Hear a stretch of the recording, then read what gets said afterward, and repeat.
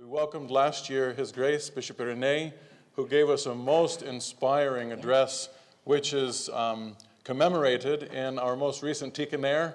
If you wish to watch it on YouTube, you can. If you wish to read the first half, you can in the Tikhon. His Grace promises me that before the Lord returns, we can publish the second half of that address. But it was a most inspiring way to begin last year, Your Grace, and thank you so much for returning tonight to be with us for our second annual St. Nikolai lecture.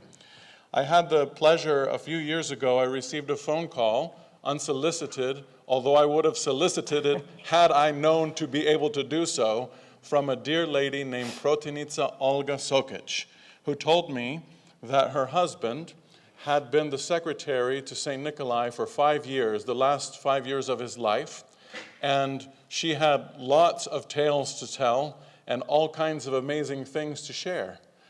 Well, between that day and today, we underwent 2 years of complete shutdown from one another, all of us really, though we continued our conversations by phone. Yes.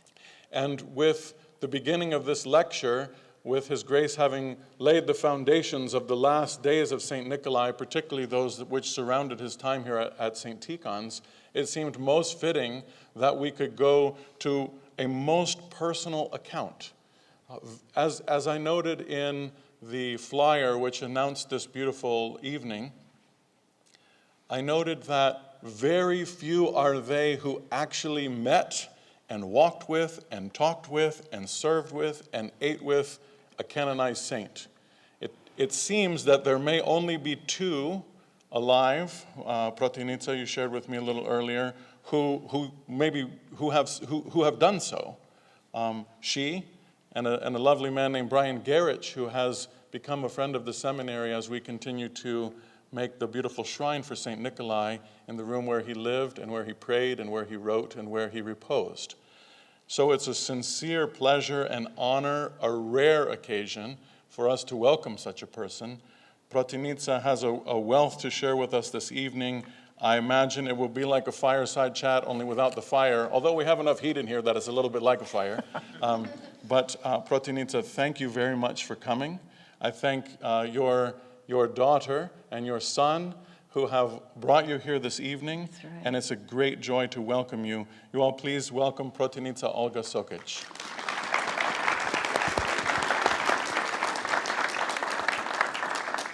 It's my pleasure to be here. Thank you for this opportunity to talk with you about my connections with St. Nikolai. There are very few people alive today who have had the spiritual privilege of speaking with a saint, and I am one of those fortunate few. I'll talk with you this evening, beginning with my upbringing in the Orthodox Church, how I met St. Nikolai, and how my personal experiences with him changed my life. My family and I were attending the St. Sava Serbian Orthodox Cathedral in New York City on 25th Street. This big church was a historic building because it was built in the 1890s. That was really horse and buggy days. About 1,500 people could fit into this cathedral. My father, my mother, and my 3 brothers and I attended mostly on Sunday the Holy Liturgy. Everything was spoken in Serbian. The sermon, the responses by the choir were in Church Slavonic, and I, of course, did not speak Serbian or understand Serbian. My mind would wander during these services. I was an Orthodox Christian. I would see the priest go in the door of the iconostas, sometimes in the center when the royal doors were leading and they were open, and sometimes on the side. I did not understand why. When it came time for the people to receive Holy Communion, I knew about that. I would cry quietly, standing or sitting in the pews, because I simply didn't understand what was going on. But I wanted to know. I wanted to know more about Orthodoxy, but I knew very little. I went to several libraries, but not enough information was available for me to read and educate myself. Educate myself? No way. The Serbian priest always seemed to be so busy, could not answer any of my questions or give me any books about Orthodoxy. I was left to find out for myself. I believe it was 1947, 1948, when I was about 17 or 18 years old. I heard that a Serbian bishop who could not go back to Serbia after World War II would be coming to New York. I thought that was fine. I heard he was also held in a concentration camp in Dachau for 2 whole years. When he was freed, he attended Dorchester and Oxford University in England. It was there that he met my future husband and also became close friends with Bishop Manning of the Episcopal Church. It was this friendship that helped the Serbs purchase the cathedral in New York City. The cathedral was empty. It was up for sale. When Bishop left England, he brought 6 students with him to study at St. Vladimir's, all on scholarship. My future husband, Dragolyub Sokich, was one of these students.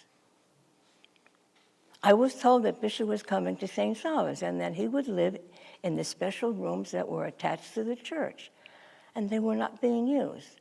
I thought that was great, because if this bishop could speak English, of course he could speak English, he was in England, and I wanted to learn more about Orthodoxy. He was the one. It was Sunday of Orthodoxy that the cathedral was to hold the Sunday Vespers service, and other ethnic Orthodox faithful would attend. Since there were many different ethnic groups going to be in attendance, that meant the service would be in English.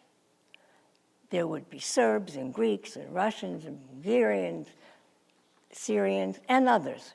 Bishop Nikolai was ready to serve in this cathedral, and he would be one to speak in English, greeting all these Orthodox people and priests. My family attended, and I anxiously waited to see what was going to happen when the bishop walked up to that huge podium, not the small one, the huge one. Before he began to speak, he smiled. He looked to the right and he looked to the left, raised his hand and blessed all those in attendance, making the sign of the cross in the name of the Father and the Son and the Holy Spirit. He welcomed all the people in the cathedral and spoke, of course, in English. I listened carefully to his words of wisdom. Tears filled my eyes, and I felt a spiritual uplifting in my heart and my soul. He did not speak long, maybe 10 minutes, but I remember being moved by his words of wisdom. When the service was over, I knew what I had to do. I had to get up enough nerve to visit this special bishop in his quarters where he lived. On Sundays after the service, the Women's Club prepared a nice snack or meal for the families who wanted to eat before heading home. One Sunday, I got up enough courage and decided to stay after the service and talk with Bishop Nikolai. I told my parents that I was going to stay a little longer to talk to some of my friends. So you go home, I'll come later. They were okay with that. I waited until the kitchen cook brought Nikolai something to eat and thought perhaps maybe he should rest a little bit after that. I nervously approached his door and gently knocked at the door. He slowly opened the door and said, "My child, what can I do for you?" He then invited me inside, gently closed the door and asked me to sit down. Then he said, "My dear child, would you like a cup of tea?" Imagine Bishop asking me for a cup of tea. "No, thank you, Your Grace. All I want is to talk with you. If you have any books I could borrow and read on Orthodoxy." "That's all you want?" "Yes, Your Grace. You see, I'm an Orthodox and could not seem to find what I need in the libraries. I was born into an Orthodox family, but I need to know more." "Well, my dear child," he began, "this is not a problem because I can give you a couple of books you may borrow to read, but I have a better idea for you to help you. Listen carefully. Now you must attend St. Vladimir's Seminary and register as a non-matriculated student and take several courses there. Then come and visit with me after a few classes. and I will tell you more. Your Grace, I must tell you that I'm already enrolled as a student at a college on a scholarship. Then he looked at me straight with his big blue eyes and said, make time, so what? Where do you live? I told him that I lived in Brooklyn, New York. Your Grace, I do know where St. Vladimir's is, and I will be able to take the subway there. That's fine. Just go, and again we will talk. And after you have finished these several semesters, we shall see. I got up, I thanked him, he embraced me, I kissed his hand, and left for home. There was a lot for me to think about. I found myself feeling like a heavy burden lifted because I would finally get the answers I had been searching for so long. Many times the bishop would travel to visit different churches. After all, he was a bishop and that did not have a home parish. He visited St. Vlad's and St. Tikhon monastery in Pennsylvania. He also wanted all the ethnic Orthodox to be under one umbrella. I was told that he said that in the 20s and the 30s, but I actually heard him say that in the 40s. United we stand, and divided we fall.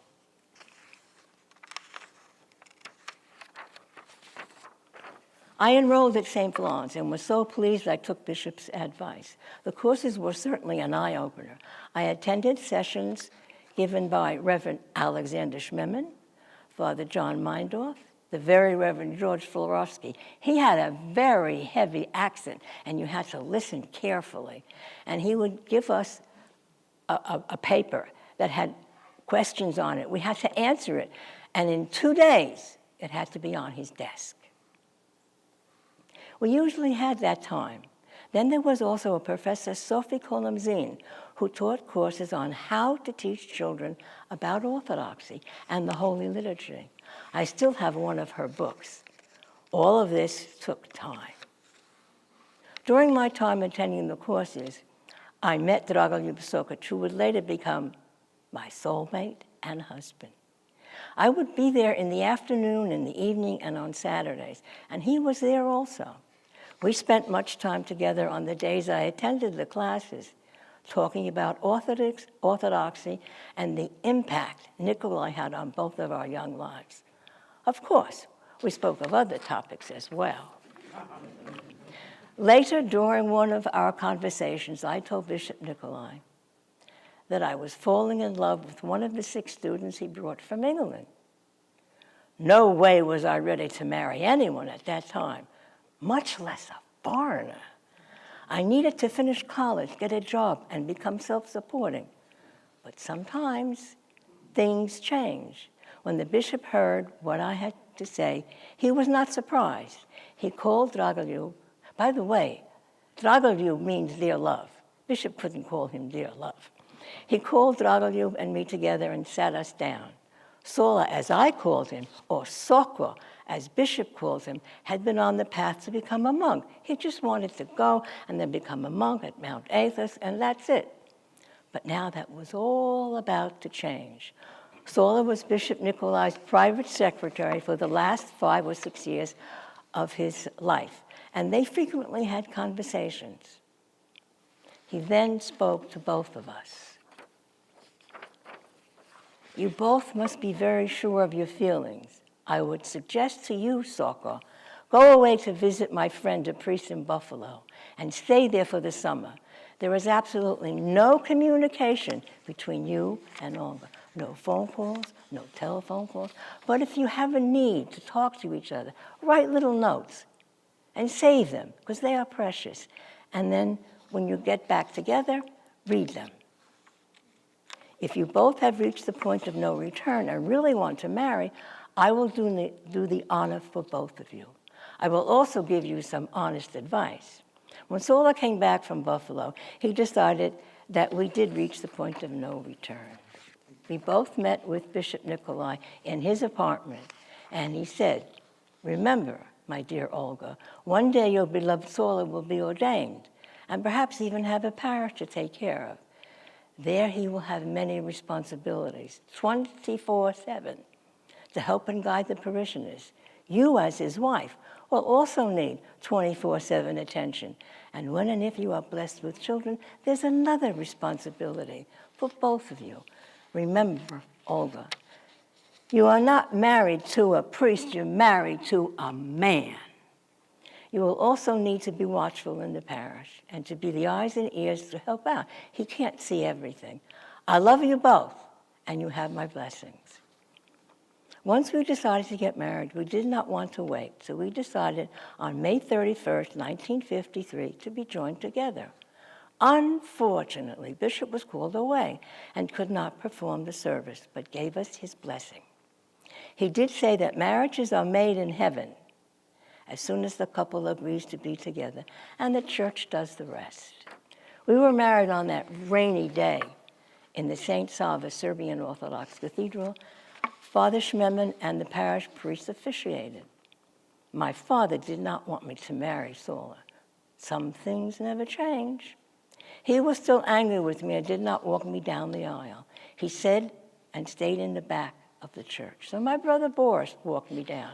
Bishop Nikolai knew about my father's not approving of the marriage, and he said, remember the 10 Commandments, honor thy father and mother. Don't worry, I love my father, he'll come around. The next advice Bishop Nikolai gave us was not to postpone the honeymoon and take some time after the wedding, right away, to go away and learn to be together. We followed his advice, and he was right. That time away from everyone was very special. We went up to the mountains, and we stayed there. Shortly after we came back from the honeymoon, the bishop showed us a letter that he received from the church council. In the regular mail, he said, it wasn't even handed to me. I have to leave the cathedral and go to Libertyville, Illinois, at the seminary. Well, Bishop Nikolai was just annoyed. He said that since he was a bishop with no home parish, he could go wherever he wanted. Then he showed us the letter and told us, I will go to my Russian friends up at St Tikhon. I will be there. It was decided. Someone came and drove the bishop to the seminary. Of course, at the seminary, everyone was more than pleased to have Bishop Nikolai there with them. They had reserved a special room for him. Later, he became their dean and taught many classes to the seminarians. Even though Bishop Nikolai was all settled at St. Tikhon's monastery, he still came to St. Sava Serbian Cathedral in New York every Easter and stayed a few days later. He served with the priest, and Marsola directed the choir. 2 years after Sola and I were married, I became pregnant. And I did go down to the St. Sava Cathedral when I could. But the 9th month was just too much for me. My mother was with me. I was ready to go to the hospital. Before I left the apartment, I called the cathedral hall, and one of the choir members had answered. And I told her to tell Sola where I was going and to come to the hospital when he was finished with the service. I told her, please do not tell him until the service is over, because he might be a little nervous, and he had to direct the choir. At the very end of the service, Bishop Nikolai approached Sola and told him to immediately go to the hospital because Olga had delivered a little baby girl. My Sola was surprised because he just got the message himself from the choir member to go to the hospital. Christ is risen. I love you, Sokich. Go now. How is it possible that Bishop knew my daughter was born? No one told him. He was just fantastic. Almost 1 year after my daughter, the birth of my daughter on March 17th, 1956, shortly after Holy Liturgy, Nikolai had passed on. I was very upset. I no longer had my mentor who inspired me and guided me to have an understanding of Orthodoxy, who would be able to answer my questions and provide guidance.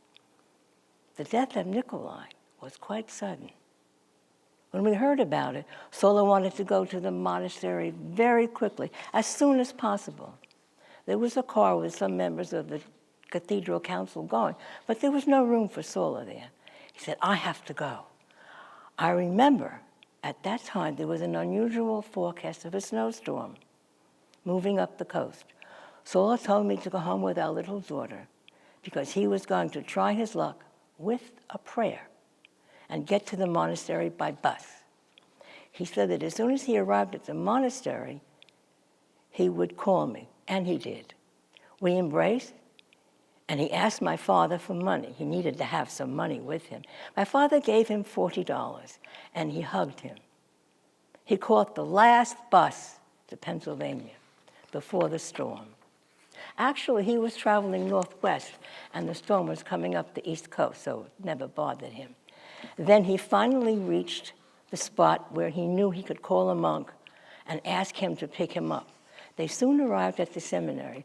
Sola then told the monk that he had to get to Bishop's room immediately to get a portfolio, because he was there 2 weeks before, and Nikolai told him this portfolio has to be sent. Remember where it is. When he reached the room, it was sealed.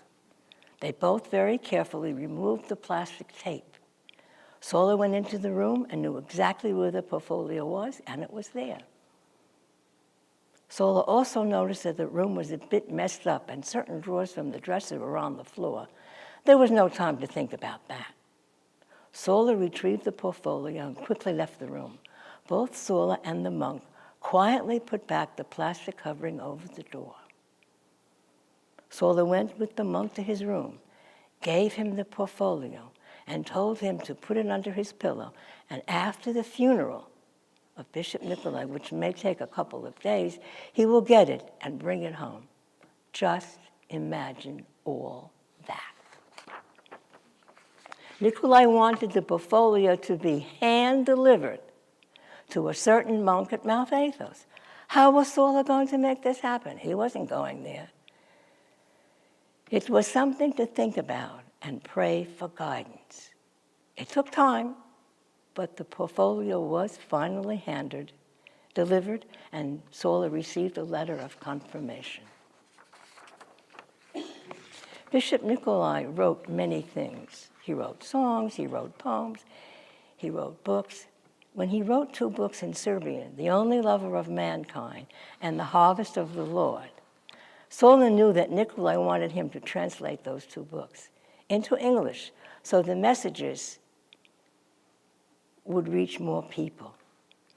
When both books were finally printed, there were only a few copies left that were available.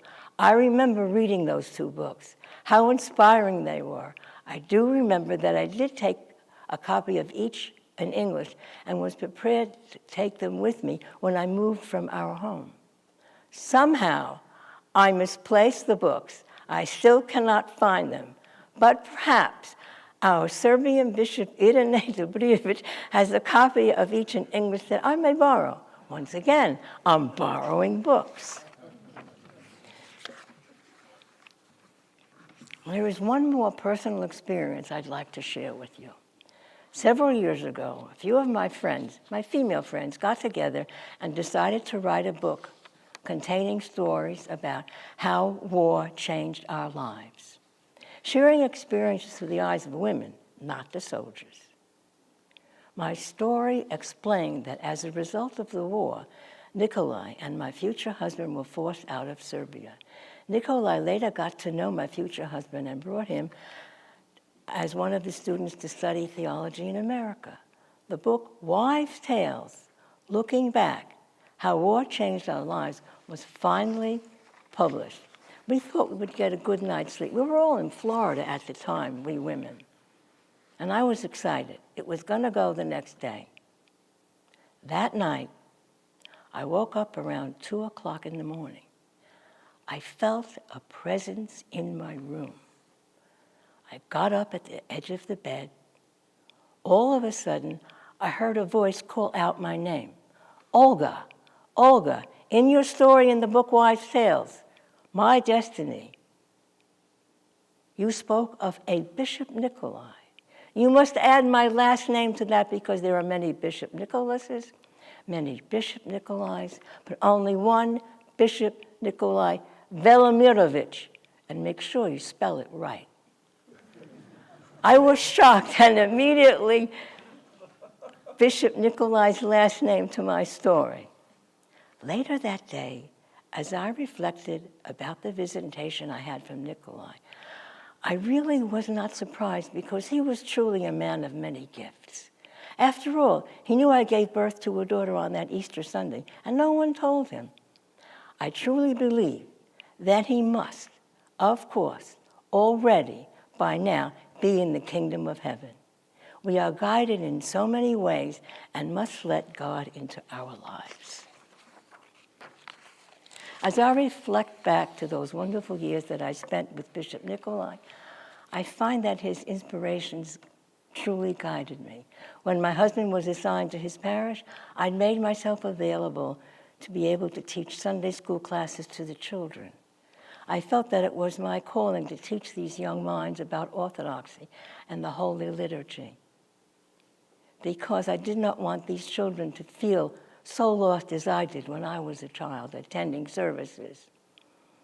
I had the desire to educate them so that there was an understanding of the importance, and made sure there were books available in English during the service for them to follow.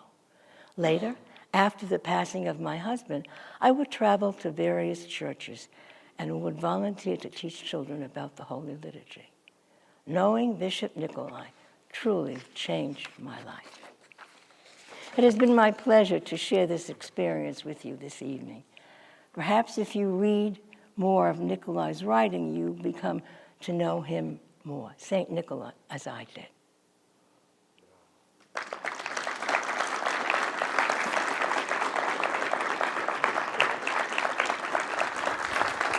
That's it.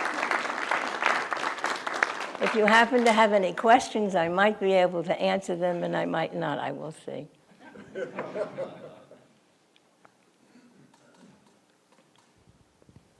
Or did I say too much? Not enough, not enough. Well, It was wonderful. I'll ask the first one if you don't have one. Protinica, tell us more about being in his presence. You paint such a beautiful picture of him as a peaceful and endearing man, a direct man. yes. Tell us a little bit more, a story or two, if you will, about being with him, things that he said, another word that he taught you, if you will. He didn't want to be bothered with any nonsense. If there was nonsense going on in the church, he said, forget about that. What else? What else? But you had to see the expression in his eyes to know that. He knew what he wanted to say, and he knew he wanted to help me. And I knew it myself. And what else can I say? He was just, to me, a very holy man. And when I said at the end, imagine coming to me after all those years, after he passed on, and telling me what he wanted me to do with the book. I mean, that was real. I didn't make that up. That was real. And it was his voice. I just heard his voice. So when we have certain talents, God helps us sometimes to get on with these talents. And we have to use them. And he helps us use them. Maybe you are an artist. And my granddaughter's an artist. And when I asked her to look at the stories in this book that we're going to send, The Wives' Tales, what do you think that we could put on this? Draw something. She said, I don't have to. Look in your portfolio. When you were in Italy with your friend Eva, she's looking out of the window, and you have the blue sky, the fluffy clouds, puffy clouds. You have the land and the mountains and the water and the flowers. She was serious, and she was an older woman. You could see that. Was she looking into the future or the past? I said, how do you know that? I remember.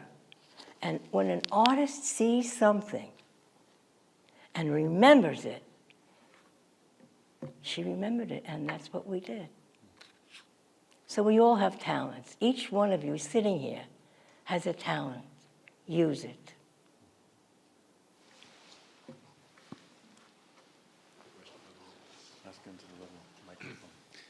Thank you so much for being here. My name is Deacon Michael. I'm from Texas, so it's wonderful to make your acquaintance. And again, thank you for sharing your story.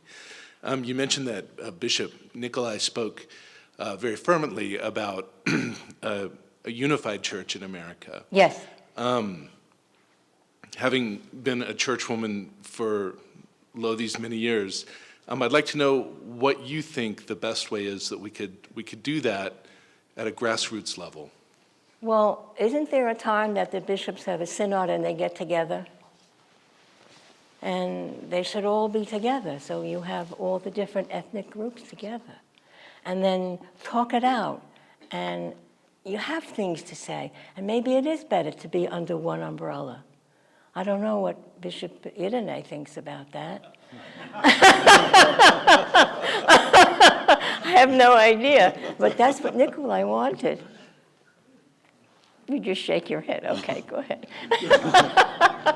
Tonight is your night, Protinica. Yes. I have a question about, you mentioned your husband and that he was the choir Speak here if director. you will, so that people can hear. You mentioned that your husband, he was the choir director. Yes. And I'm wondering if you could tell us a little bit more about him. Like, did he become a priest or? Well, I want you to know, he was the choir director. He had a magnificent voice. And he would give the tonations to the altos, the sopranos, and the bass. But he couldn't read any music. But he just knew the service, and he knew how it went. And there was a time when our daughter was directing the choir, and she was off pitch. He gave the intonation from the altar. Yeah.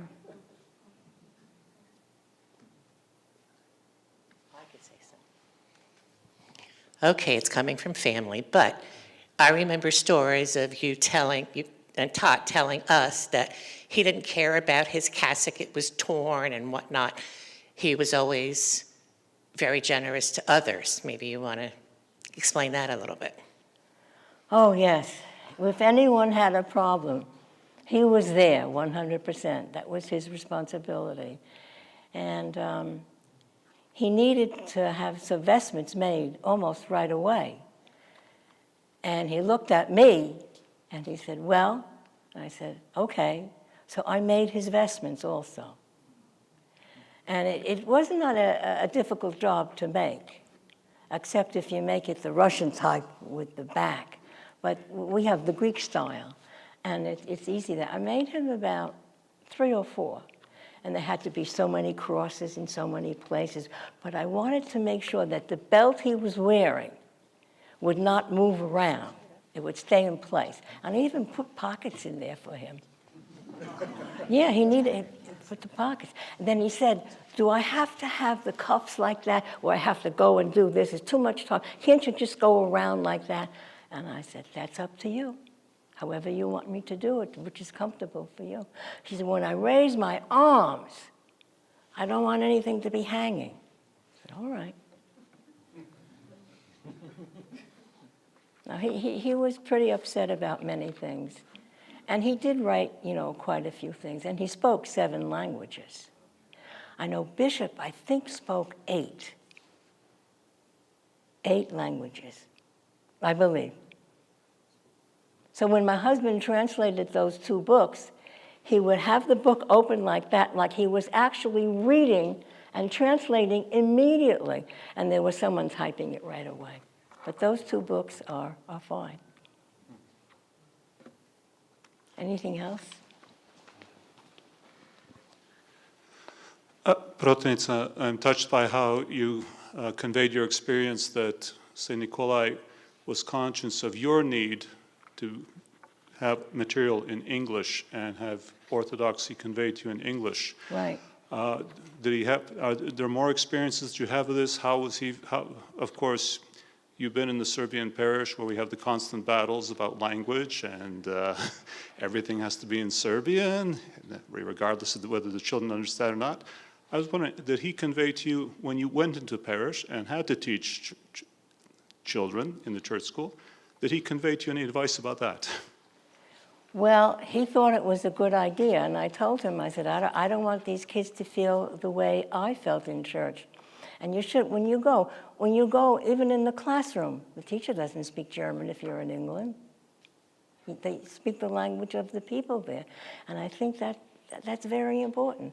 I don't know how many of you go to different, churches, and is it in the language you understand?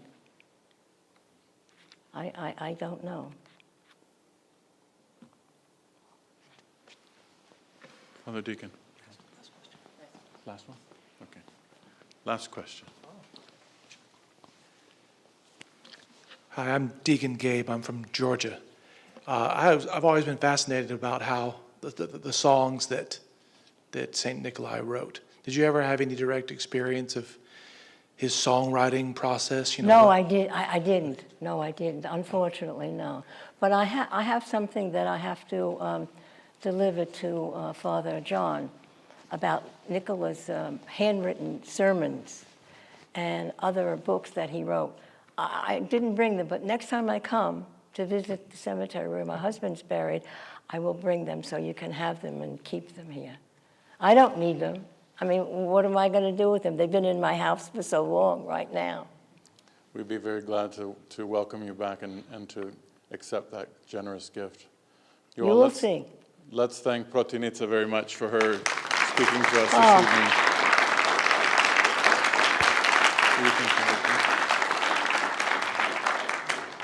I don't want to speak because I spoke last year, and I do not want to belabor this evening, but to thank Protinica dearly. And you asked about the songs, and was she part of that process? Actually, she was part of one of his prophecies, well before she ever met her future husband, Father Dragolyub, and this came from Father Dragolyub himself. He wanted to be a monk, as Protinica had indicated, and Nikolai would sometimes, instead of answering you directly, he would make a song or a poem and respond to you with lyrics. Yes. And so when Father Dragolyub approached Bishop Nikolai and he said, I would like you to tonsure me and make me a monk, he looked at him and he said, Tsole Tsok, monach yok. So Tsole Tsok is just a rhyme on the nickname that he had given him, monach, monastic, yok, Turkish for no. And he told him, Father Dragolyub himself said, he told me, you have to marry because you're going to have a very difficult illness at the end of your life. And you are going to need a wife who's going to hold you like a drop of water on the palm of her hands and take care of you. And this is the woman that Bishop Nikolai was talking about. So she was part and parcel of a prophecy, and one of his songs. He could see, he could understand, he could read people's hearts. He could see into the future. Yes, definitely. There are many, many occasions where he would tell people what they're going to do and what's going to happen to them. And so this is one of the women that he spoke of. And so thank God. So we have a living example of someone that a saint prophesied about. Thank you. But you also spoke about him. I read that. Yes. It was beautiful. Thank you. Thank you very kindly. I actually became, as I reiterated that poem, Tsole Tsok Monach Yok. Tsoko monach yok. I mentioned that to Metropolitan Amphilochia, the late Amphilochia, at that time, and he looked at me and he turned around and he said, Mirko mit, kalujer bit. The same thing for me. So it works in many ways and so on. So anyway, I thank you very much for sharing your experience with us. Thank you. God bless you. And thank all of you. Thank you, Father John, for having her. A joy. Danica, no, I know. I want to thank you. If I may. I see you got the fieriness of your mama. And John, daughter and son, thank you very much for joining us this evening, for bringing your dear mother to us so we could hear these beautiful words from her. It's a great joy. Protinica, I wish to thank you for this delightful evening.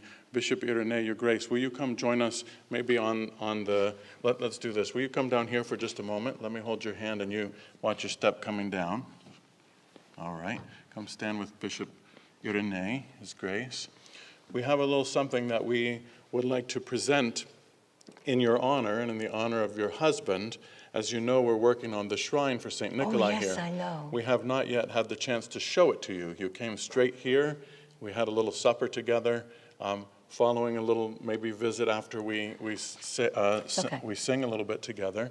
I'd like to show you upstairs that beautiful shrine that's underway. Oh. But I'd like to show you the first major icon which will go in there.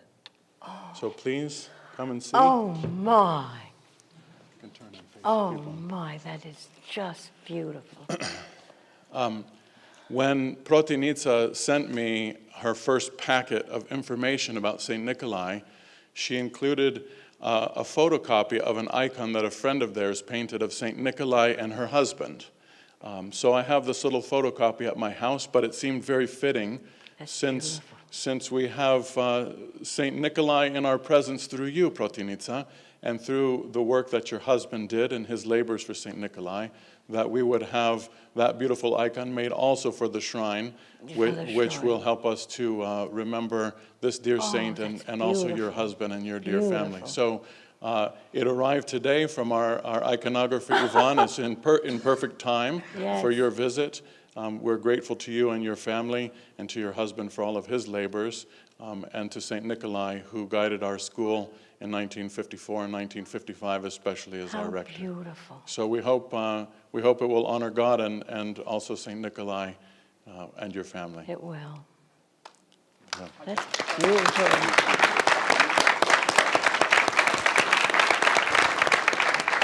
Oh, my. Thank you. We'll stand right there just for a moment. We'll take a picture of it. First, if we could stand, we'll sing.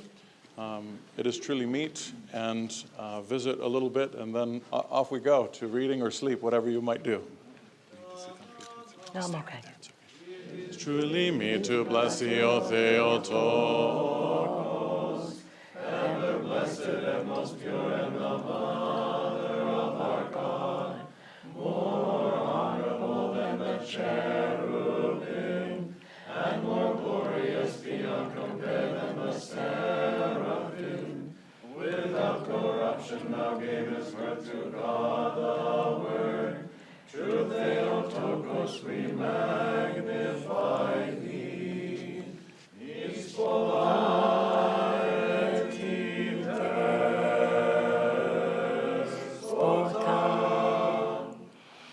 God bless. Thank you all who have joined us here and elsewhere, and God bless you and have a wonderful night. Thank you again.